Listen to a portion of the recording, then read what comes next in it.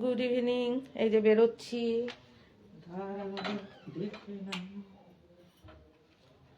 Ready হয়ে গেছি, এই যে বেরোচ্ছি। অনুষ্ঠান শেষ, এখন অন্যদিকের বেশ ধরে আমাকে যেতে হবে। সব পরে নিয়েছি, এই যো এই যো এই যো। আমার না মাথাটায় ঠান্ডা লাগে বেশি, তো এই জন্য মাথাটা ঢাকি বেশি আমি। তো মোটামুটি রেডি হয়ে গেছি, এইবার পরে টরে বেরোচ্ছি। এত বড় লিস্টি হয়েছে, অনেক দিন অনেক কিছু আনি না, বেরোতে ইচ্ছা করে না, এখন রোদ হয়েছে বলে বেরোচ্ছি। দিনের দিকে যেহেতু একটু রোদ টোদ পড়ে, তাই এই বেশ ভালো আছি, ভালোও লাগে, সবসময় কাজ করতে ইচ্ছা করে না। আমি কোনোদিনই কেরিয়ারিস্ট ছিলাম না, মধ্যেখানে একবার হয়েছিল, মাথার মধ্যে একটু ঢুকেছিল, তো তো একটুখানি না, বেশ কয়েক বছর, 11 থেকে 19 করে নিয়েছি। তারপরে আস্তে আস্তে আস্তে আস্তে বুঝলাম যে বিভিন্ন কিছুর দিকে তাকিয়ে, বিভিন্ন বই টই পড়ে বুঝলাম যে একটা না কোনো কিছু করতে নেই, তাহলে জীবনটা চলে যাওয়ার পরে না আর ওই হবে না। মানে ফেসবুকেও আমি অনেক ছবি দেখলাম যে কেরিয়ার, প্রফেশন, এসবের পিছনে মানুষ ছুটতে ছুটতে ছুটতে ছুটতে গাছের দিকে তাকাচ্ছে না, পালার দিকে তাকাচ্ছে না, নিজের দিকে তাকাচ্ছে না, ঈশ্বরের দিকে তাকাচ্ছে না, সময় পেরিয়ে যাচ্ছে, এরকম করে ছুটছে, আর সামনে কেরিয়ার, টাকা, ফেম, হ্যাঁ, পোস্ট, ডেজিগনেশন, মানে যা যা থাকে, মানে ফেমাস হওয়া, মানে এগুলি যেগুলি মানুষকে তাড়িয়ে নিয়ে বেড়ায়। হ্যাঁ, মানুষটা এমন এমন করে দৌড়াচ্ছে, সে পাহাড় পর্বত ডিঙিয়ে দৌড়াচ্ছে, একটা ফুল ফুটেছে সেটার দিকেও তাকায় না, একটা পাখি ডাকছে তাকায় না, নিজের দিকে তাকায় না, এমন করে ছুটছে মানুষ। ছুটতে ছুটতে ছুটতে ছুটতে এক সময় তার চুল পেকে যাচ্ছে, সে বয়স হয়ে যাচ্ছে, তার মানে বয়স্ক চেহারাটা দেখাচ্ছে, দেখাতে দেখাতে দেখাতে সে একটা খাদের কিনারে এসে গেছে। খাদের ওপাশে তার কেরিয়ার, সে উচ্চ দিকে, এত টাকা পয়সা, ফেম, মানে ফেম একেবারে আকাশ ছোঁয়া।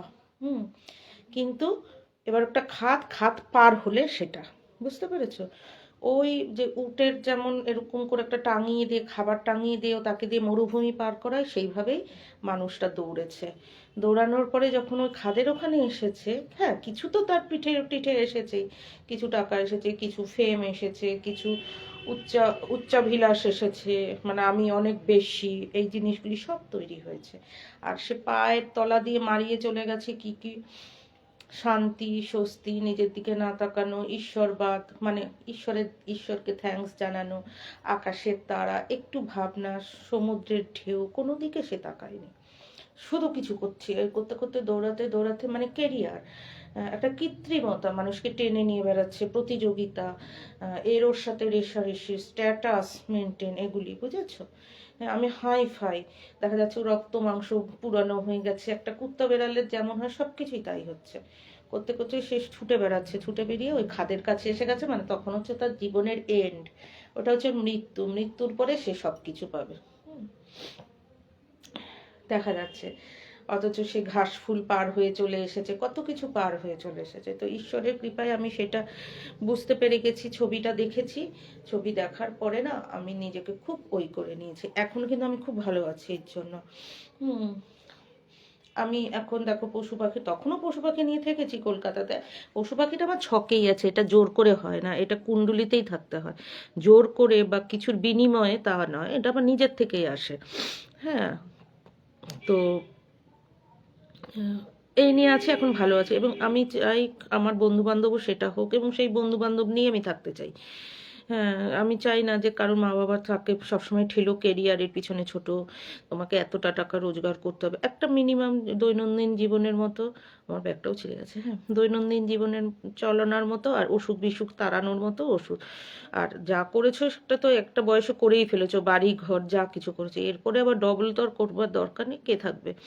থাকবে চেয়ে বড় কথা, তুমি করতে করতে করতে করতে হিউজ করছো, করতে করতে দেখা গেলো তুমি বুড়ো হয়ে গেলে, তখন তুমি সিঁড়িটা ভেঙে উঠবে কি করে? তো সুতরাং যা করার এমনভাবে করো, 20 বছর আগে করো, যাতে তুমি উঠতে পারো, গড়তে পারো, ব্যাস।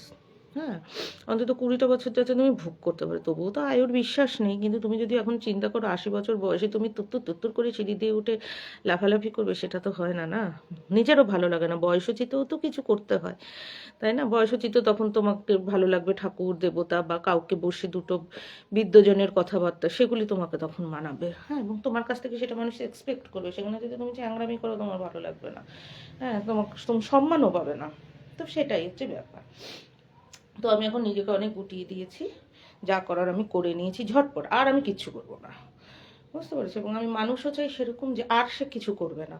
অবশ্যই জীবিকাটা তো অবশ্যই করতে হবে, জীবিকাটা না করলে অলস মস্তিষ্ক শয়তানের কারখানা, কিন্তু সেইটুকুনি জীবিকা করো, কিন্তু কোনো রেষারেষিতে যেও না, কোনো কম্পিটিশানে যেও না, যে আমার উনি স্ট্যাটাস বা আমার পরিবারে ওর সাথে আমার রেষারেষি ছিল, দেখিয়ে দেবো, পাড়াতে আমার রেষারেষি ছিল, বা বাবা মা আমাকে ঠেলেছে উঠতেই হবে, ওইসব করো না, আমি একজন বিশাল কিছু, এইসব চিন্তাগুলো একদম হারগিজ রেখো না, তাগাদাটাও রেখো না, বার্ডেন রেখো না।